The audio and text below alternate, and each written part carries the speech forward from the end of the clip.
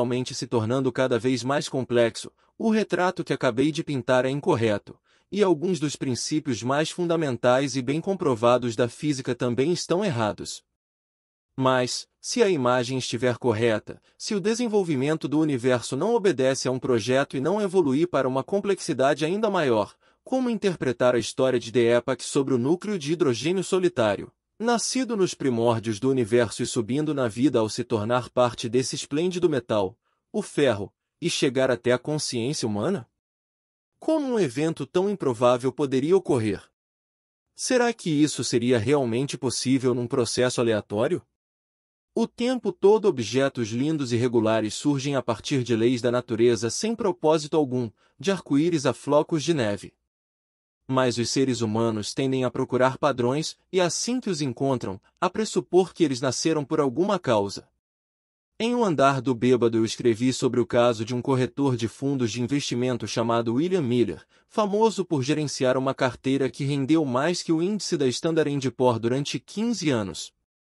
Milhares de corretores como ele tentaram realizar a mesma façanha ao longo de décadas, mas só ele conseguiu.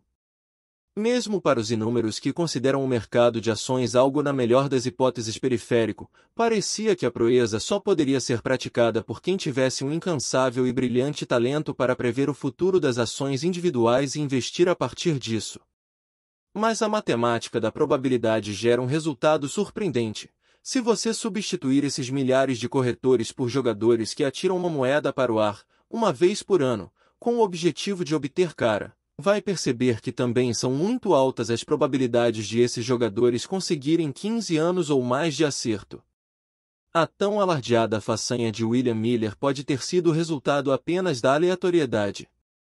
A história do átomo de hidrogênio que evolui é parecida. Nossa admiração diante da improbabilidade de um feito raro pode ser neutralizada pelo conhecimento do grande número de oportunidades para que esse feito ocorra. As supernovas, por exemplo, são eventos extremamente improváveis. Se tomarmos uma galáxia típica, digamos, de 100 bilhões de estrelas, seria preciso olhar para ela durante um século, em média, para ver uma das estrelas explodir. Mas se você estender o braço e bloquear o céu com o polegar, há tantas galáxias nessa porção de espaço que se torna possível ver 10 supernovas por noite, caso esteja munido de um telescópio com a potência certa. Eventos raros acontecem o tempo todo. No caso do próton, são 1080 deles carambolando pelo universo observável, e apenas uma minúscula fração acaba como engrenagem em alguma forma de vida. Aliás, há na Terra algo em torno de 1042 prótons na biomassa. Então, mesmo se imaginarmos que cada estrela no universo observável tem sua própria terra propícia à vida, e o mais provável é que poucas o tenham, podemos ver que, para cada próton que encontra caminho para um organismo vivo, haverá pelo menos um 0,00000000000000000 de prótons saracoteando por aí, sem chegar a tanto. Assim como só em raras ocasiões uma moeda pode dar cara 15 vezes seguidas, sem a intervenção de qualquer força consciente, um próton também pode acabar dentro de uma coisa viva, e não numa estrela ou no espaço interestelar. A ciência não diz que a natureza sacudiu uma proveta de células-tronco, deu uma saída e voltou para encontrar Leonardo da Vinci. Ela diz que a natureza mandou matéria para 1 bilhão de trilhões de sistemas estelares, deixou fermentar durante 13,7 bilhões de anos e só depois produziu um Leonardo da Vinci. A primeira hipótese é realmente fantasiosa, a segunda é uma linda consequência das forças desgovernadas e sem sentido da natureza. Quando os cientistas afirmam que o universo funciona por meio de leis que atuam sem um projeto, não é apenas para se opor a um universo intencional, é porque o universo em que vivemos não parece ser assim. Talvez soe inspirador acreditar que ele está evoluindo no sentido de uma maior complexidade e inteligência, dirigido por uma consciência universal. Mas, para os cientistas, essas elucubrações não estão no fim das observações, elas estão no começo.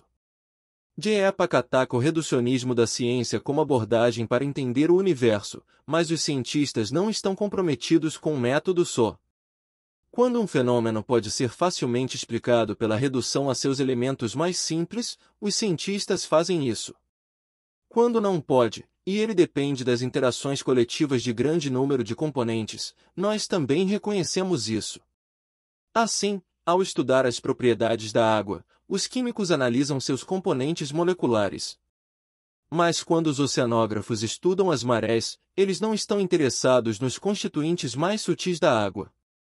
A ciência tem teorias sobre as moléculas da água e teorias sobre os movimentos da água, e uma não exclui a outra. Uma investigação chega ao fim quando conseguimos encontrar evidências para provar se a teoria está certa ou errada, independentemente da simpatia que se tenha por uma ideia. Se o universo estiver evoluindo segundo as leis da física, sem uma direção, um projeto ou uma consciência, será que isso nega o valor da humanidade ou tira o sentido da nossa vida? Será que a visão científica da vida não tem coração? Minha mãe, agora com quase 90 anos, uma vez me contou sobre um dia frio, quando ela tinha uns 17 anos e a guerra devastava a Europa. A cidade em que ela morava, na Polônia, estava ocupada pelos nazistas. Nesse dia, um desses nazistas mandou uma dúzia de judeus da cidade, incluindo minha mãe, ficar em fila e se ajoelhar na neve. O homem percorreu a fila, e, a cada tantos passos, se inclinava, encostava a arma na cabeça de alguém e disparava. A visão espiritual diz que a sobrevivência de minha mãe não foi obra do acaso. Diz que minha mãe escapou por alguma razão. Será que isso também implica a existência de uma razão cósmica para a chacina dos que não escaparam? Como a maior parte de minha família morreu no Holocausto, para mim, a explicação espiritual parece mais fria e sem coração. A ciência oferece um ponto de vista diferente. O animal humano evoluiu até ter discernimento para ser bom ou mal, e faz muito das duas coisas. Mas não há um propósito universal ou uma consciência ocultos por trás do que fazemos, só há a nossa consciência, os nossos propósitos. Cada um de nós pode escolher entre o amor e o ódio, nós damos e recebemos, deixamos nossa marca em nossa família, nos amigos e na sociedade. Não precisamos de um universo eterno e consciente para dar significado à nossa vida. Somos nós que damos significado a ela.